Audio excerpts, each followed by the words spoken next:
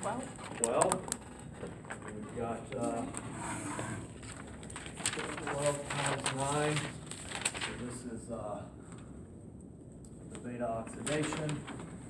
This is for the Krebs. So this is what? 108. And this is 40.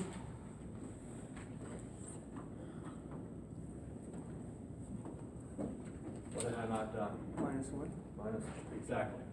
-1 to energize, 39.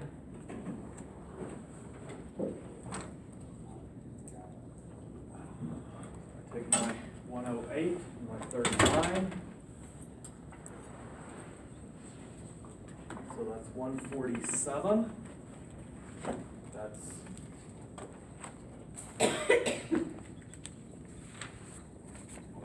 per fatty acid. So this is exactly what we did 2 of on Wednesday. But I'm burning a triglyceride. So 147 times 3. So 441.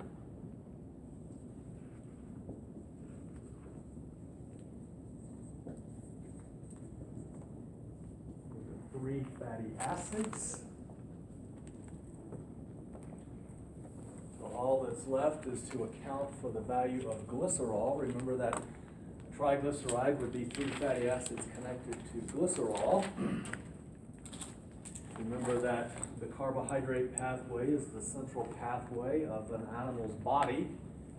And as far as how do we feed things in, for the most part, you look at the number of carbons. Glycerol has 3 carbons. You hopefully remember what glycerol looks like, but if not, it looks like this.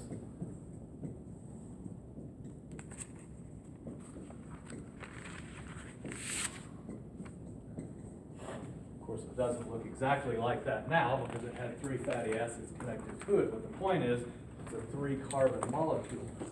So what 3-carbon molecule have we seen in our glucose metabolism? Go back, glycolysis, the transition reaction, Krebs cycle. What 3-carbon molecule have we seen? Pyruvate, exactly. So the glycerol, store this. We'll end up adding the value of glycerol to that. The value of glycerol is 15, as far as Larry, just tell us the math. We just want to answer the question. Glycerol is worth 15, but here's why.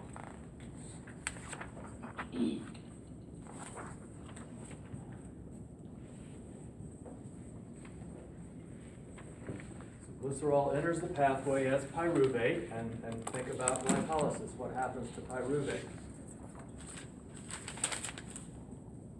It becomes acetyl-coenzyme A, goes into the Krebs cycle. We know the Krebs cycle is worth 12.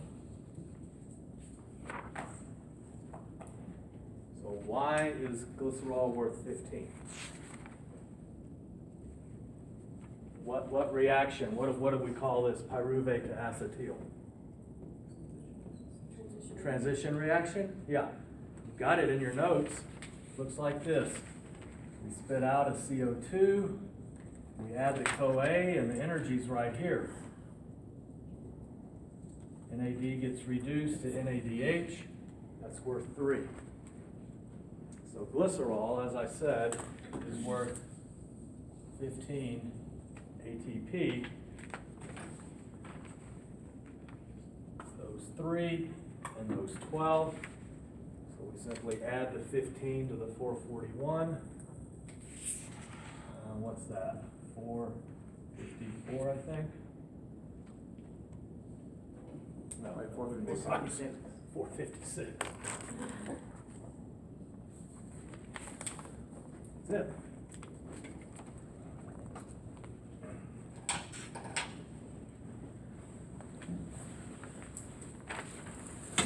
All right, we're going to page 34.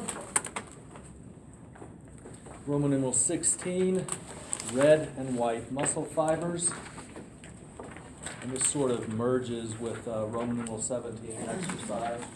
So I may or may not, I alluded to this last week. It's always interesting to, in the fall versus the spring, to cover this because the holiday season is upon us. I mean, a lot of people will be eating bird in 2 days, and again, and a month after that. And so everybody, whether you eat it or not, everybody knows that chicken and turkey, you have dark meat and you have white meat. The wing and the breast are the white meat, and the thigh and the drumstick are the dark meat. Well, that's the color is because of hemoglobin. It's in fact the iron in the hemoglobin that gives the dark meat its characteristic flavor. That you either like it or you don't like it. Well, other animals' muscles are the same. So let's put together a little chart. Like I said, these two Roman numerals, Roman numeral 16 and 17, sort of merge together, but we're looking at the red versus white muscle fibers initially.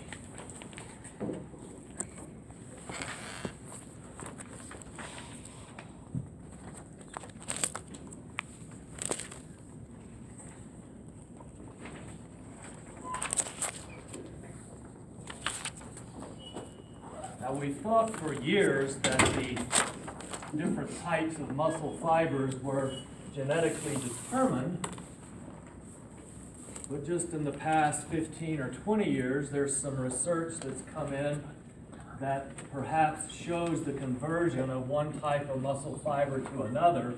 The data is very limited, so the bottom line is still unknown. So some people will say it's genetically determined, and other people will say, no, we've shown that you can convert one type of muscle fiber to another. I don't know. I guess we'll know in another 20 years.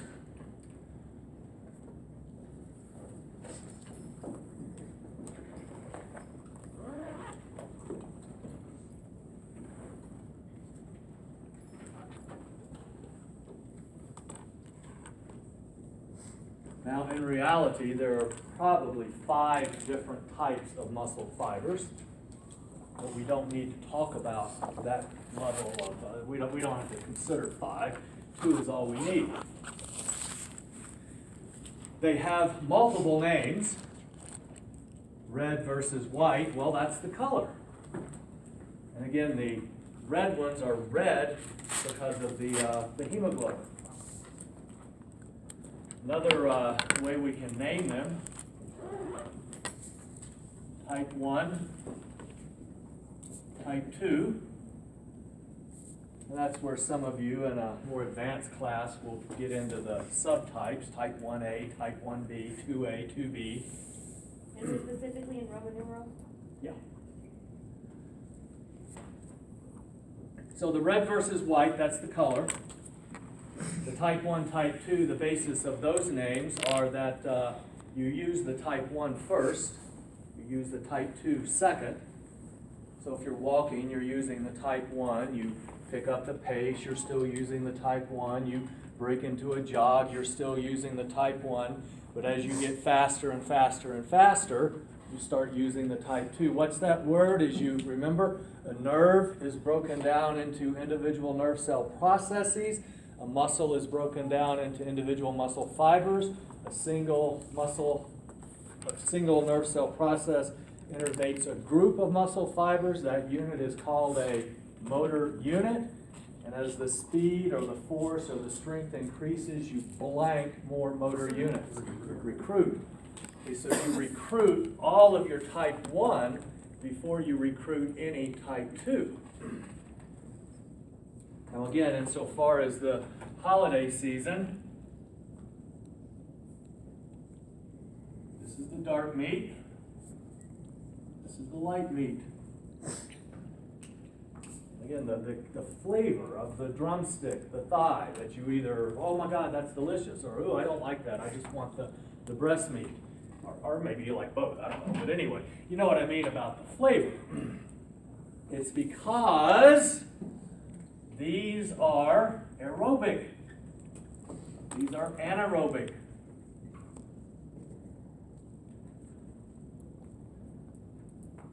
Because these are aerobic, they're highly vascular. Over here, less vascular.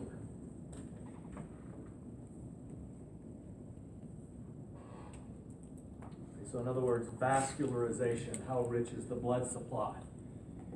If there's a richer blood supply, we're delivering more oxygen, which makes them suited for the aerobic activity. If these have a poor blood supply, they have to be specialized to function without oxygen. Now there's something that we've talked about very recently, that you have to have oxygen to burn, or intramuscular triglycerides. The white will say less intramuscular triglycerides.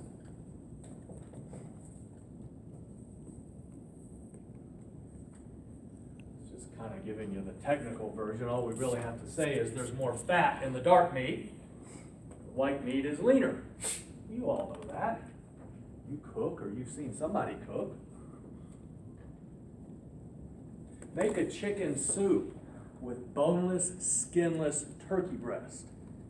Won't be any fat in it. Make the same chicken soup with thighs. It'll be fatty. I remember Mom around the holiday season when she would use the carcasses to make the soup. After she made it, she'd let it sit in the refrigerator overnight, and then the next morning she'd skim the fat off. Well, if you make it with boneless, skinless breast, there is no fat to skim off. It's basically 100% protein.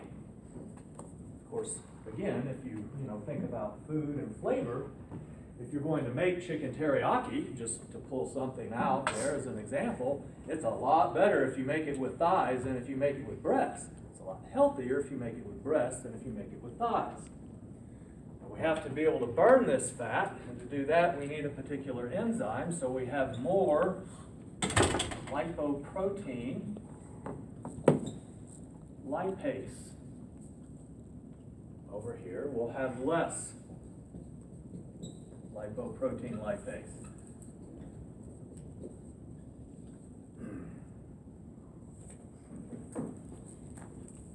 So now as we continue, just think oxygen versus non-oxygen, or aerobic versus anaerobic.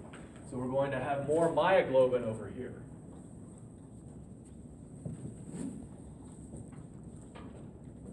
Myoglobin, remember, is the protein in muscle tissue that stores oxygen. So over here we'll have less myoglobin.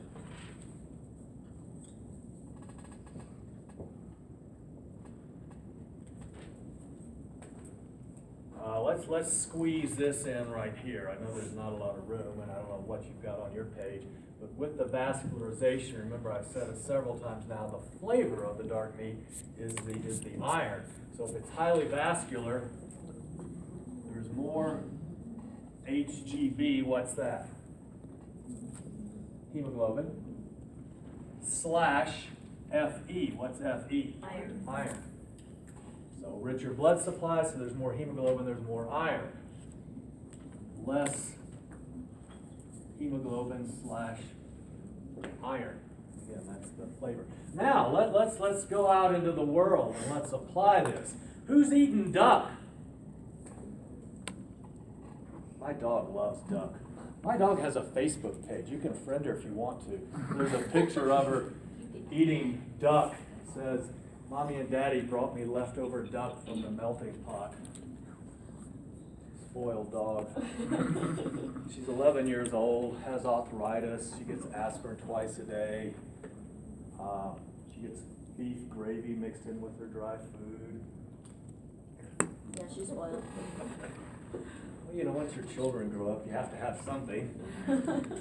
Anyway, back to reality. So yeah, who's eating duck? Okay. Is there any white meat in a duck? The whole thing's dark meat. Well, are you going to fly anaerobically? Not very far. Okay? You can apply this stuff. Sometimes it negates a little what would otherwise be rote memory. All right, what do we need here to use the oxygen? So we have more of those things. More mitochondria. Fewer mitochondria.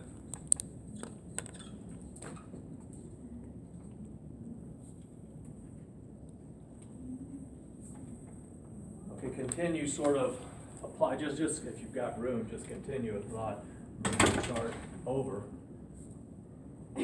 So you use the red muscle fibers for long, steady distance events. You use the white muscle fibers for sprinting.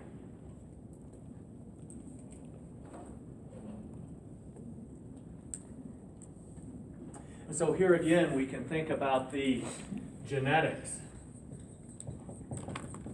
We've always said that your proportion of red to white fibers is genetically determined, but more recently, there's some very limited data that shows it might be possible to convert whatever, I could care less. But my point is, you've probably heard the term, the Olympics or some swimming event perhaps, he or she is a natural-born sprinter. He or she is a natural-born long-distance athlete. The person, the people who excel in the 200, the 400 meters, the mile, the 5K, which is 3.1 miles, they're awesome athletes, but they're never going to be the best at the marathon, 26.2 miles. And the people who excel in the 10K and the half marathon, they're never going to be the best in the 50K, which is 31 miles, or the 100K, which is 62 miles. The people that win the 100-mile races in Colorado, they're awesome athletes, but they're never going to set the world record in a mile. Okay, so literally, you could take the man and the woman who hold the world record for the mile. They'll do quite well in a marathon if they train for a marathon, but they'll never come close to setting the record in the marathon. Take the man and the woman who hold the world record for the marathons. Let them race the mile. They'll do well, but they'll never come close to the world record there. Because we are, whether it's possible to convert or not is beside the point.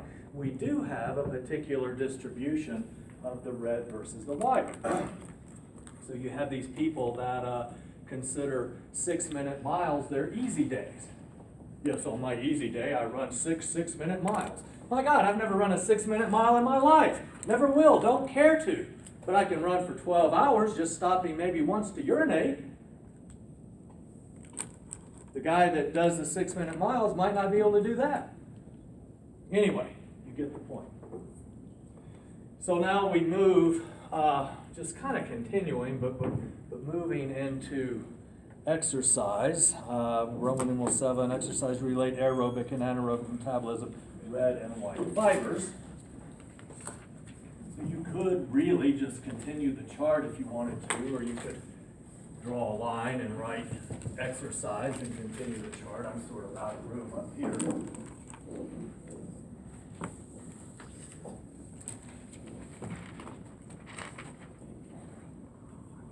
Now, speaking of what I was just talking about with the miler run an awesome marathon but never set the world record and vice versa, that may not exactly be true, because any of you that watched the Summer Olympics and watched the track and field events heard about this one guy, and I don't know his name, I don't recall, but he was running like the 200 and the 400 meter events.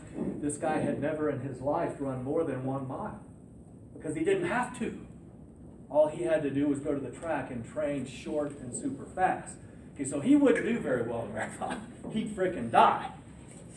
Because he just wouldn't be used to it. Now that's not to say he couldn't train for it, but just to go do it. Okay, so exercise.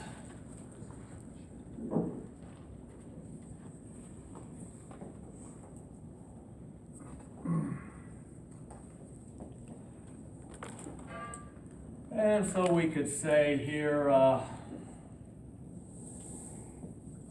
to 75 or 80%, just to sort of give that a little qualification. Here we could say above 80 or 85%, and weightlifting.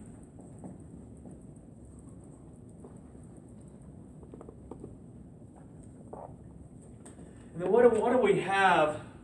It's a zone that you know the name of. When I was saying we could put this chart together in increments of 5, we're not going to do that. That'd be another class, another day. But there was one zone in there.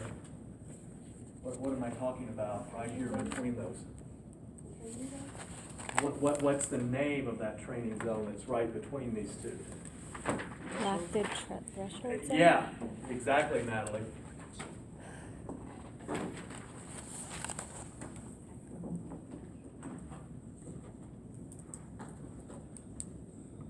It's in your notes, right there between the two, the lactate threshold zone, about 80 to 85% for most ordinary people.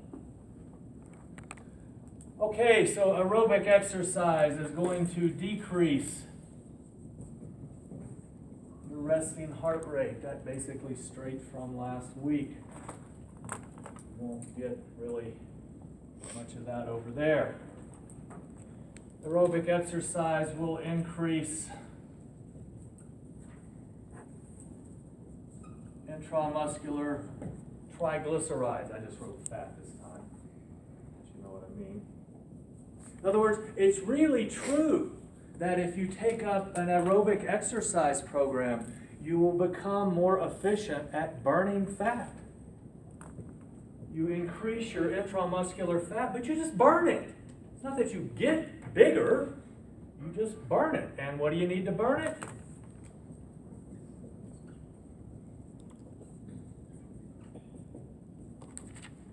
More lipoprotein lipase. So you become less dependent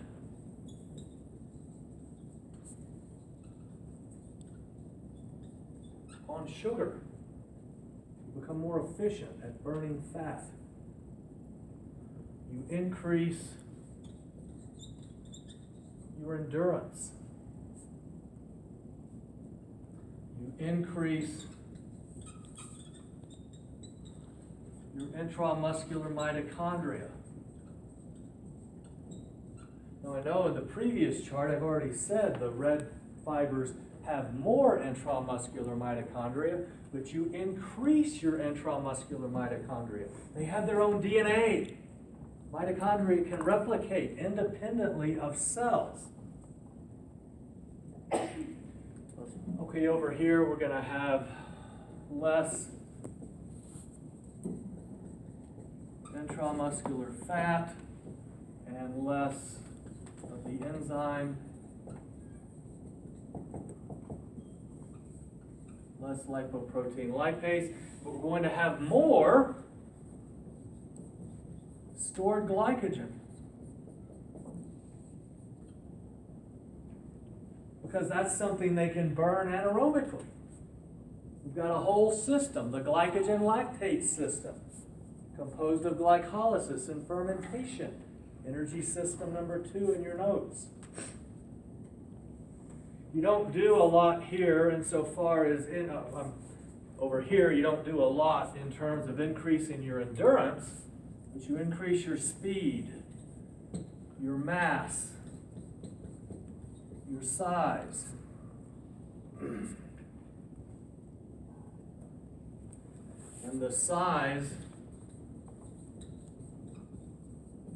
is called hypertrophy. If you need a definition for that, it's to increase the size without cell division. So your muscle cells aren't dividing mitotically, okay? Your muscles don't get bigger because they're dividing mitotically. Each cell gets bigger. If the cells divided and made something bigger, that would not be hypertrophy, that would be something else. Over here we will we'll tone.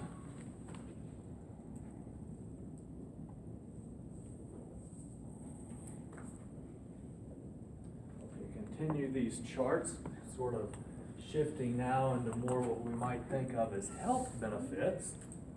So I'm going to write it down again,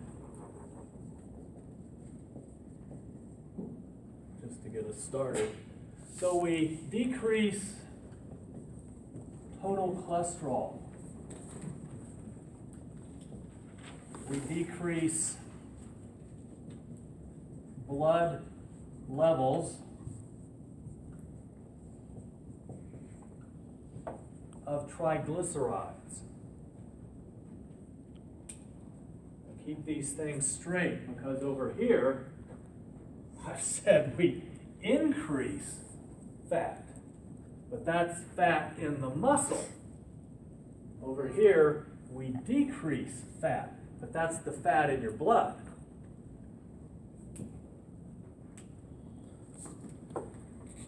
We decrease LDL,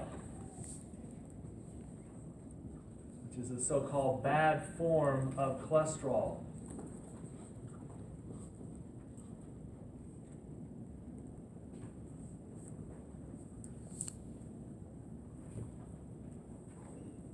So somebody loses a loved one to heart disease at a young age. Oh my God, he was only 45 years old. Man, I think I'm going to get serious with life. So I'm going to change my diet and lose some weight, take up an exercise program. So you go to your doctor, and your doctor sends you to the lab, and they draw blood, and they do what's called a lipid profile. The lipid profile looks at your triglycerides.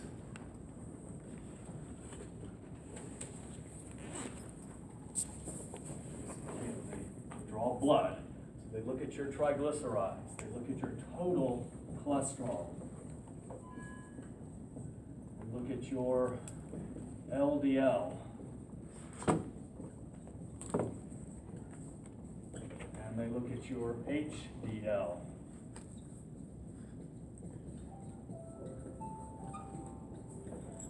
And you go back and see the doctor in a week or two,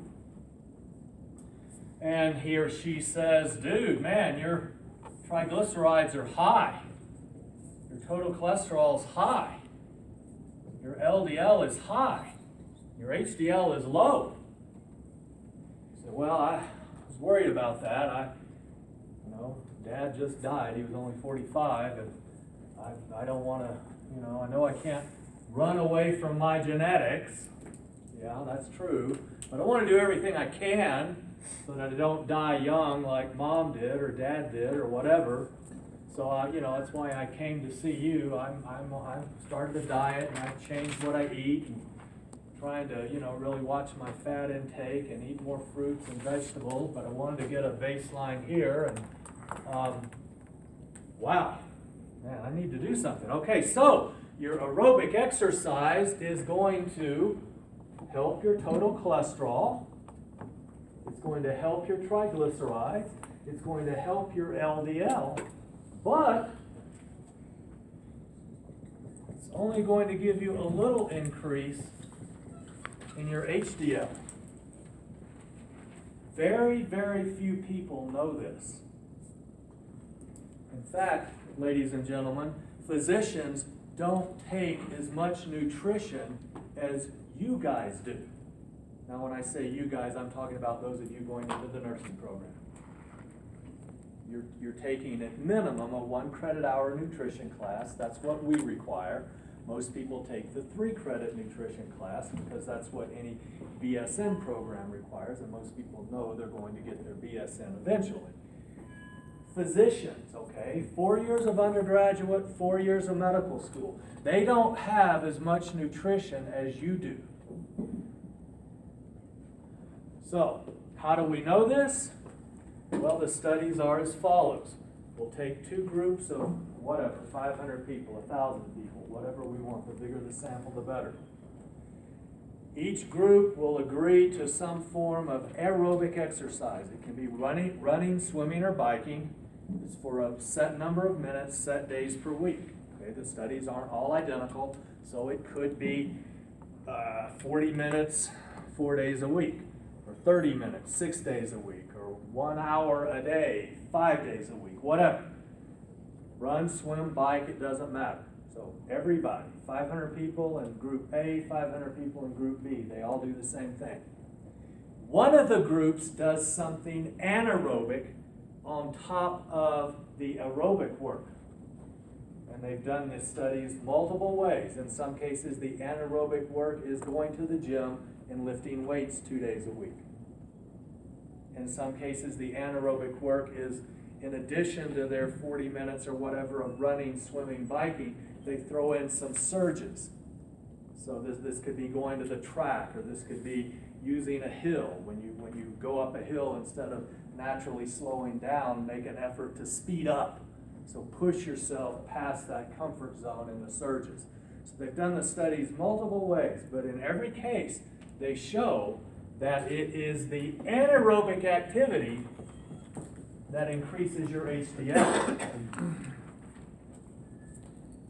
So what happens, because people don't know that, they lose the loved one, they take up the diet, they change their eating habits, they take up exercise program, they start now whatever, all the right things, they get their blood work, it's all screwed up, they take up the exercise program, they come back in 6 months, and these are better, these are better, these are better, this is unchanged. Nobody told the patient that they've got to do something anaerobic if they want to fix this. And so then they end up on drugs, which they don't need. They just need anaerobic exercise. All right. So that's about that. Roman numeral 18, fatigue.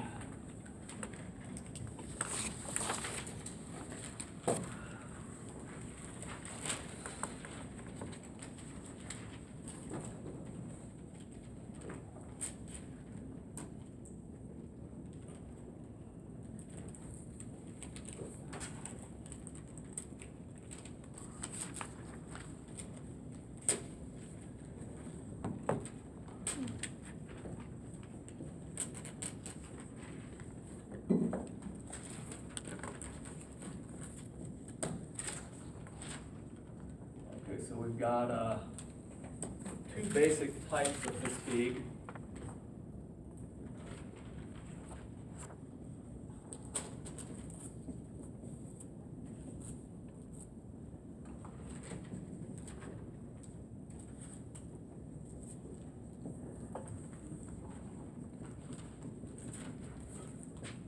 We've got the inability to continue repeated contractions.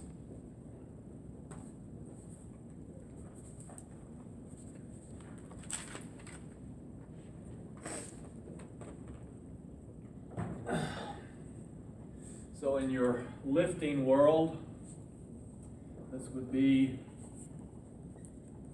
how many reps can one do?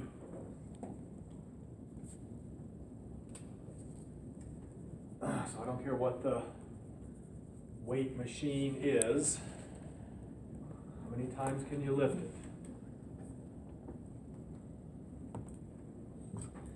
In undergraduate school, when we all sort of took turns at the gym and stuff, we'd telling the freshmen and all, because they had to like get checked off before they could use the weight machines. But we'd tell them, if you can't do 10 reps, you've got too much weight. And if you can do more than 12, you don't have enough.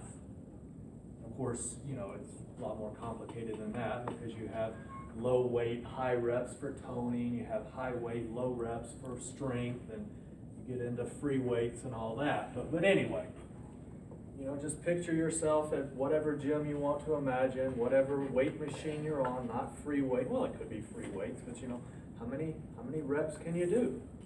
So one type of fatigue is the inability to continue repeated contractions. In the running, swimming, biking world, this would be how long can one maintain an aerobic pace. Now this aerobic pace is honest to goodness, is that a word? Comfy? Yeah. A comfy pace. So this is the pace, and I don't know how you do it swimming, but this is the pace where you're running with your friend and you're talking. And you're breathing through your nose, you close your mouth and breathe fine through your nose, and you're talking about school, the pets, the children, the job, the spouse, whatever.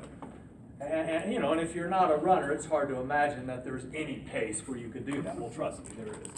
It's easy. But in fact, one of the old Jane Fonda workout videos from the, I think it was the 80s, maybe it was the 70s, she would tell her students that if they couldn't sing along during the workout, they were exercising too vigorously. Sing along, she would say. So anyway, not that I ever did that, but sure. I'm aware of its existence. I probably still have the old VHS tape somewhere. Okay, so continue repeated contraction. Now the other type of fatigue is the inability to maintain a sustained contraction. So this is like Wassets? what? Wassets? Sorry. Yeah, that kind of thing. How long can one hold the bar?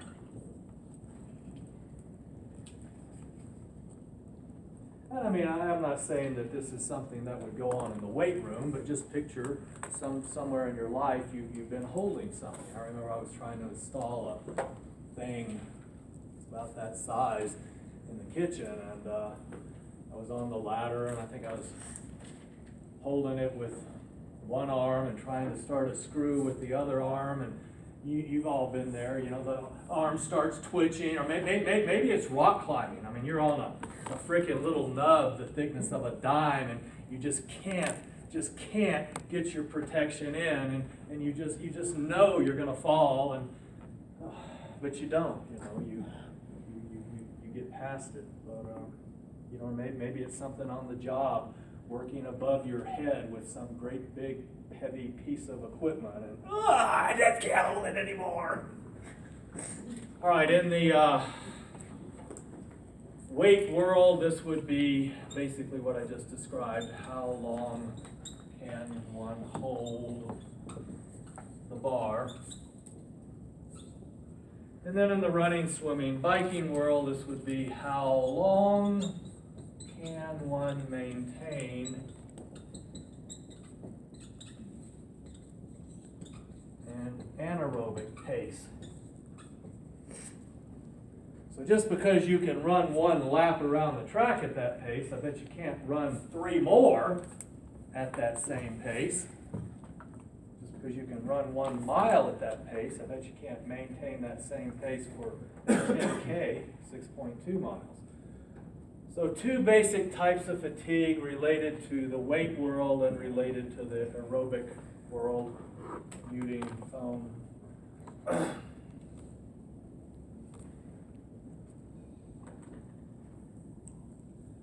All right, so now causes of fatigue.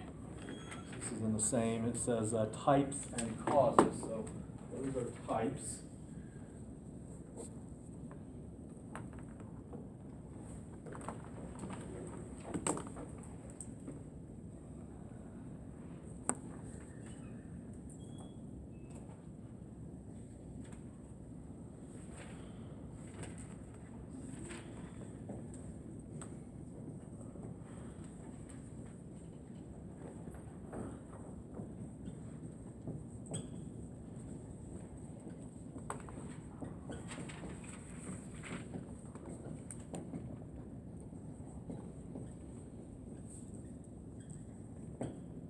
Well, if you deplete your stored energy, you're going to fatigue unless you can make more ATP.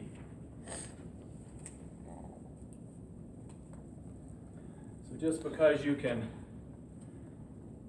hold something for 10 seconds doesn't mean you're going to be able to hold it for a full minute.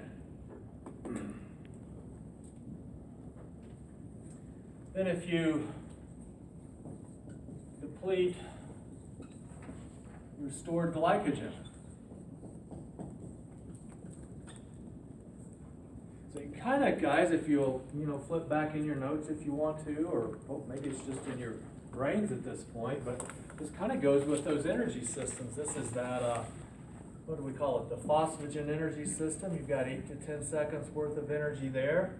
This would be the glycogen lactate system. You've got 1.3 to 1.6 minutes there. So just because you can run 800 meters or swim whatever the equivalent is, or run a half mile at a certain pace, I bet you can't run 2 miles at that same pace. You're going to slow down. As you deplete your stored glycogen, you have to shift to fat metabolism.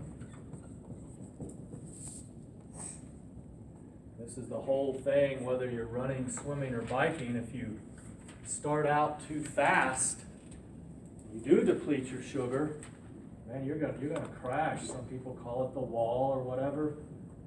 People that don't train properly will experience it at mile 20 in a marathon. Of course, for some people, running 20 miles is not even a short training run, because they're training to run 100 miles. It's all very, very relative.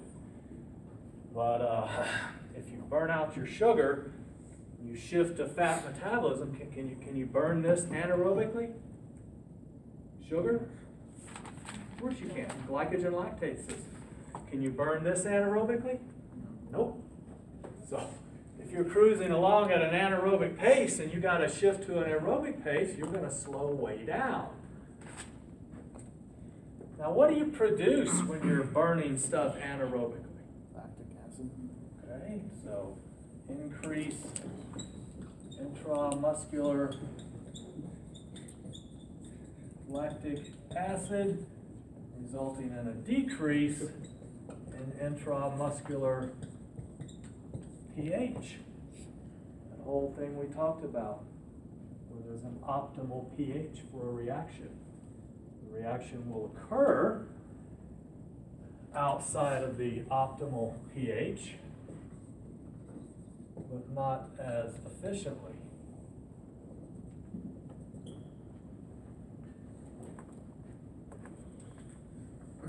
And then finally,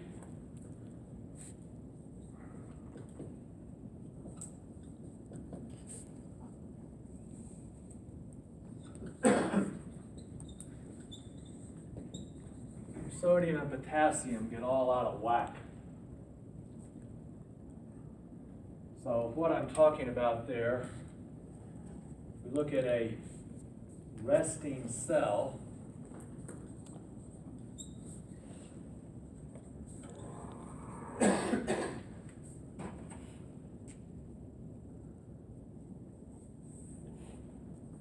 You've got high potassium inside, low potassium outside, low sodium inside,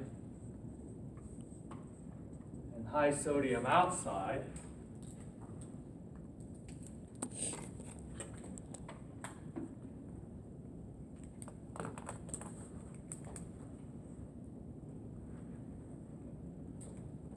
When we move those ions, what we're actually doing is releasing energy.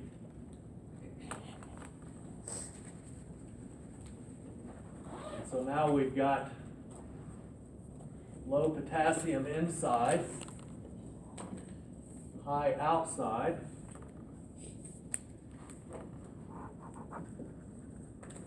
High sodium inside, low sodium outside. And this energy that we release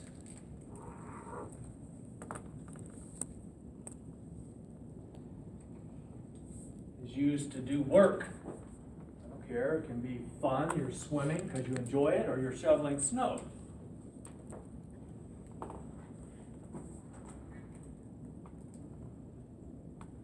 Well, that's all good and well, but the problem is, after you release this stored energy, look, concentration gradient. What's the potassium want to do? What's the sodium want to do? So after we release that stored energy to do work, we have to get back over here. Well, to do that, requires our old friend from biology, the sodium-potassium pump. And that dude requires ATP.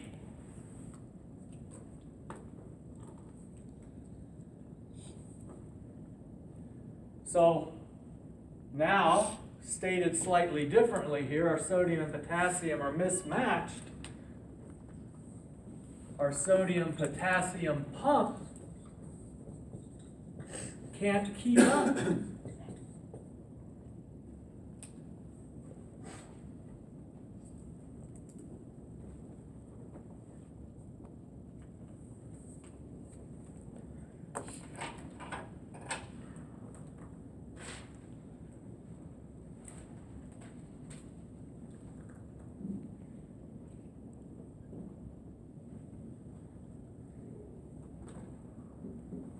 When we get into the nervous system, I'm actually trying to decide if we're going to do that today or not.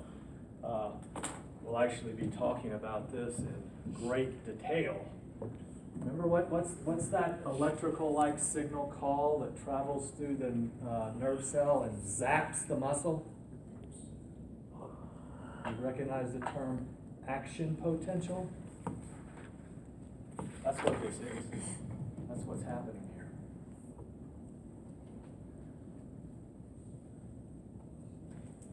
I don't think we'll get there today. I certainly don't want to get us in the middle of something that we can't finish. Okay, I believe there's one more thing on the muscle notes, and it's so simple it's stupid, but it's basically just to define two words, isometric and isotonic contraction.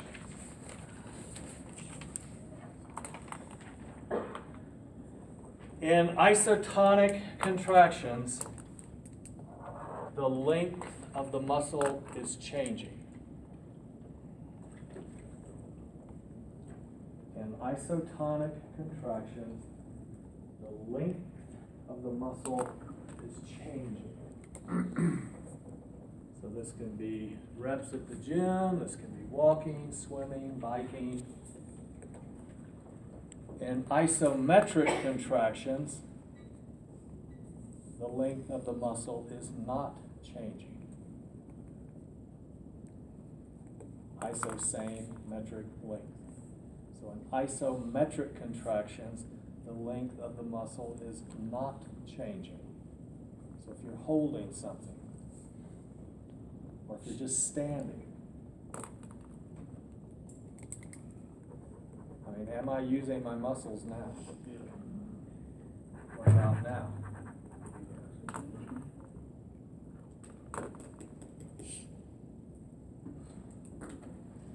All right, that's it for muscles. So we'll start the nervous system just with, we've got some words to define. Roman numeral 1.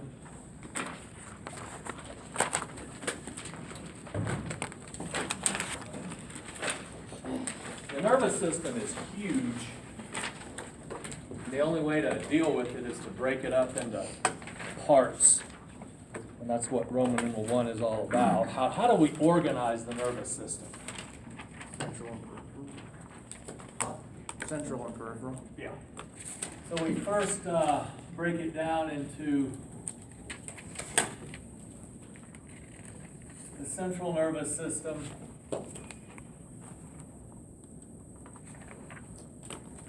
versus a peripheral nervous system. And the central nervous system consists of the brain and the spinal cord.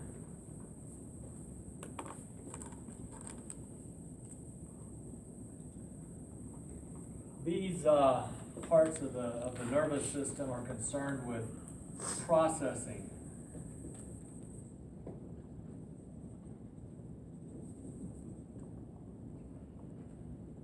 Now the brain more so than the spinal cord, but the spinal cord does process simple information.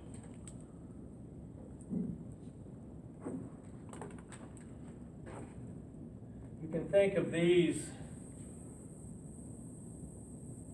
as the CPU of the computer.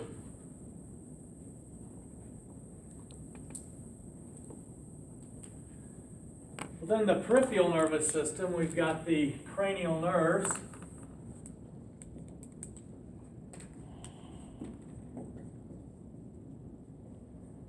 Pairs, and the spinal nerves.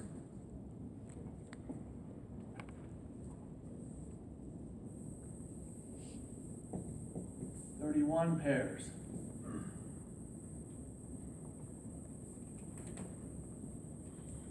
So as opposed to processing information, they conduct information to and from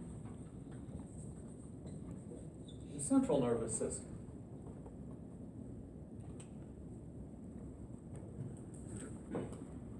And as we've already defined, when we had this little picture,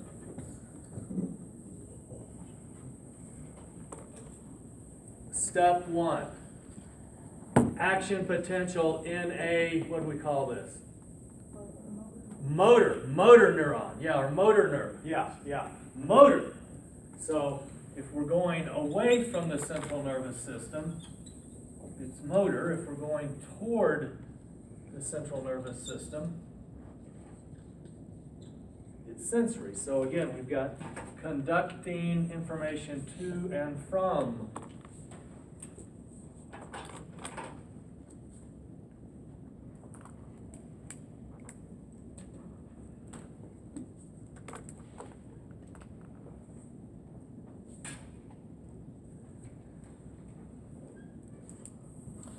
All right, within the PNS, or another way to divide things up,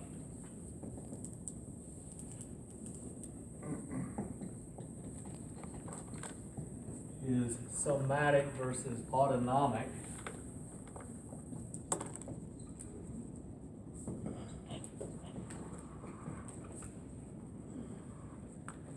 So generally speaking, right now you're making the conscious decision to write.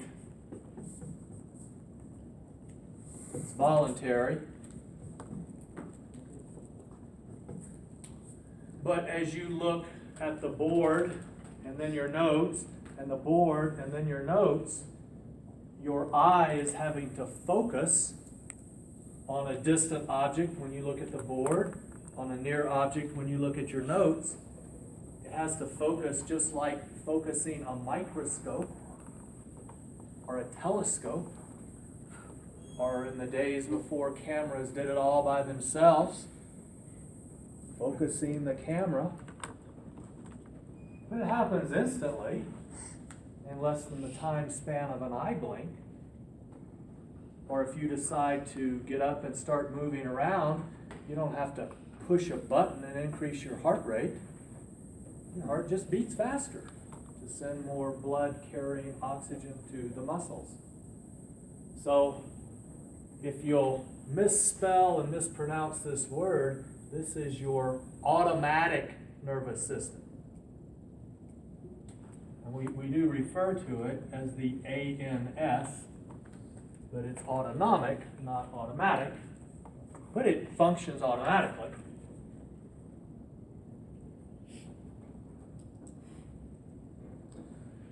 Now, with most things, there are two sides. You can see the two. You can see the two words there in my lecture outline. So you can increase your heart rate. You can decrease your heart rate. could focus on a near object, you can focus on a far object, you can dilate your pupil, you can constrict your pupil.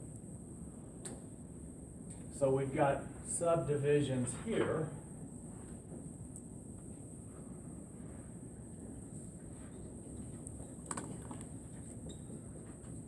Sympathetic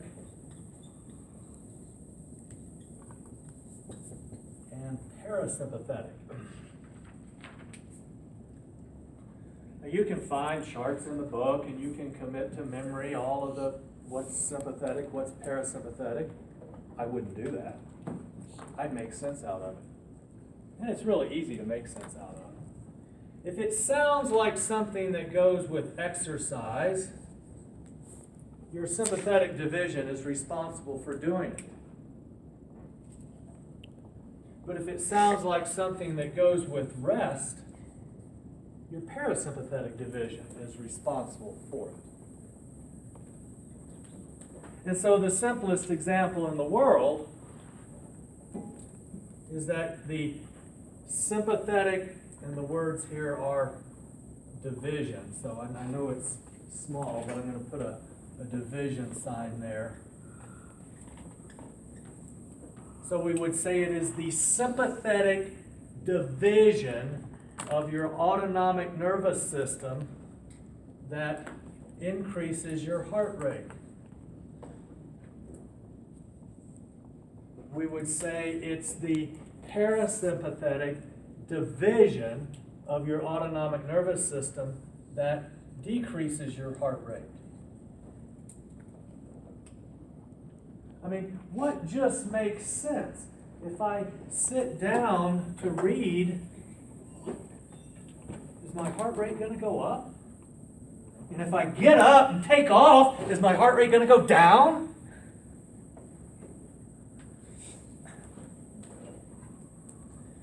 Okay, so what else is easy here? Increase. Make some room over here.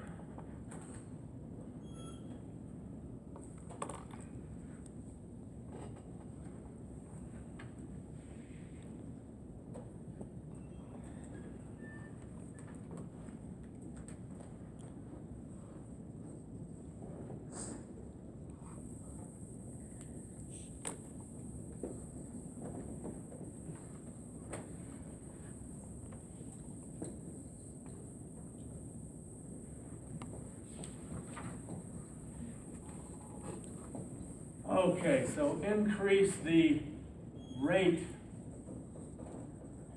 of ventilation, increase the depth of ventilation, decrease rate, decrease depth.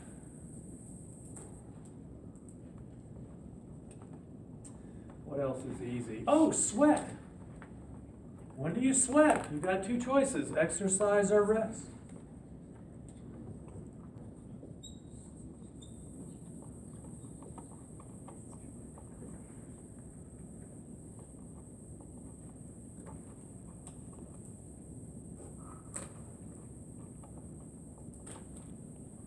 Now, when you're exercising or when you're stressed, your body fluids are very, very precious and cannot be wasted.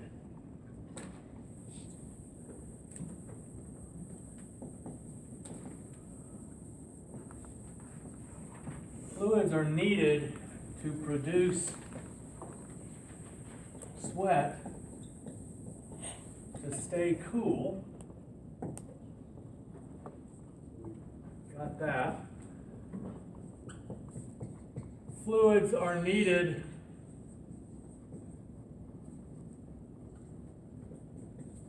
to maintain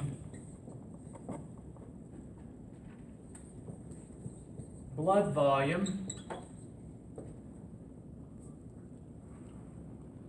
Your blood is half water. Oh, you know all about blood. That was in histology, right? 45% cells, 55% plasma.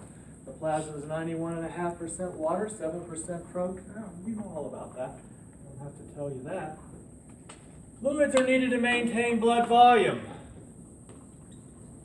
To maintain blood pressure.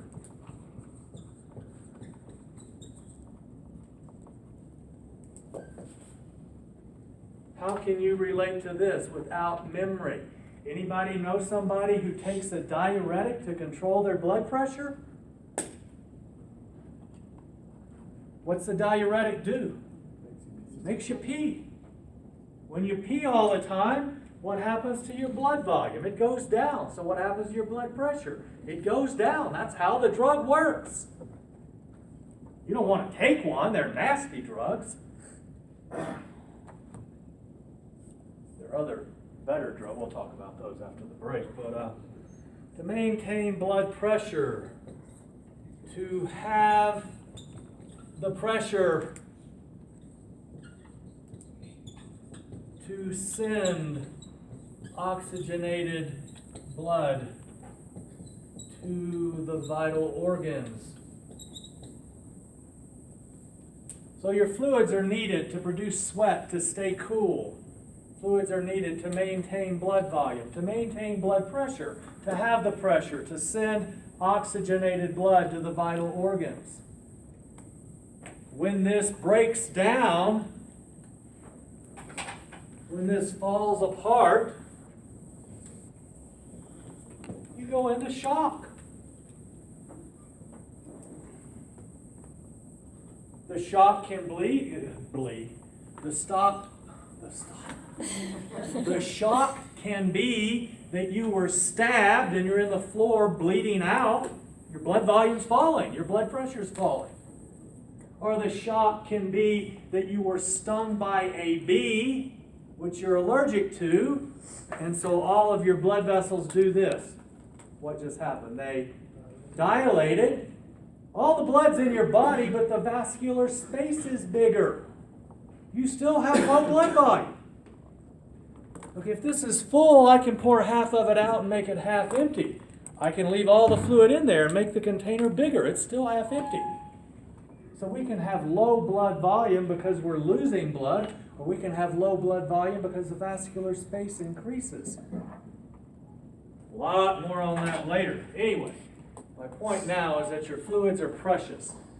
You will make sweat, but anything else, for the most part, that you do with your fluid is parasympathetic. So tears, that's parasympathetic. Yes, I've cried plenty of times when I'm exercising, but for the most part, we get dry eyes. Urine. Any of you that are avid exercisers might have noticed that when you're exercising, the urge to urinate just sort of seems to go away. It's because you're not making urine, because that would be wasteful. Saliva. So you get a dry mouth and all of that.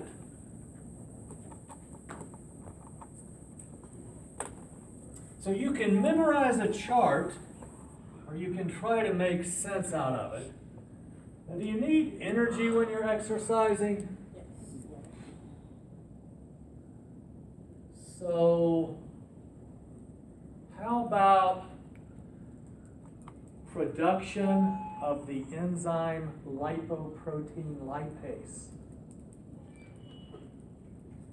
What do we use that enzyme for? It's on a couple of other charts from a few minutes ago. To burn fat. So to increase lipoprotein lipase. That's sympathetic. What do you suppose happens if you eat a bacon cheeseburger while you're doing sprints at the track at the local high school? Or if you eat a bacon cheeseburger while you're trying to do a personal best on the incline? Throw up, did you say? Yep. So, increase GI tract motility. That's a parasympathetic thing.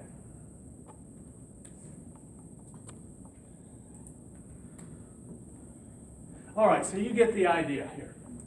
Try to relate these things to exercise versus rest. Of course, it's all very superficial now anyway. We have an entire chapter on the autonomic nervous system. That'll be after the break. And speaking of the break, man, you guys get signed up for classes, whether it's A&P or Psych or American History. So many people, my son, I'll do it later, Dad. Get back from their vacations, and everything's full. So, you end up taking human growth and development on our Arkansas campus. Yeah, we have one. It's on a military base. Do you want to commute there? Probably not, okay?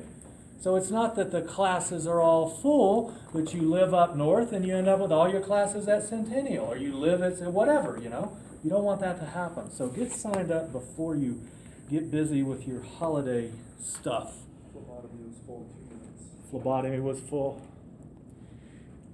And again, it depends on what you're doing, but you have some classes, like I don't know who's taking Physics 2 or Calc 1 or things like that, but they teach it, one section. When it's full, it's full. It's not like English 121 or Psych 101 where there's 15 sections of it. All right, we're done. We'll pick up with types of cells, Roman numeral 2. Just a reminder, we are opening the lab. It's not an official lab. It's strictly just for the people that want one more chance with the cadaver before the long weekend. You guys have an awesome, awesome holiday weekend. I hope you get to enjoy some family and friends and eat some good food and do whatever is your thing, huh? When is the lab open this afternoon? Lab will be open at 3 o'clock as well, yeah, so you're welcome to come to one, both, whichever you like. Yes.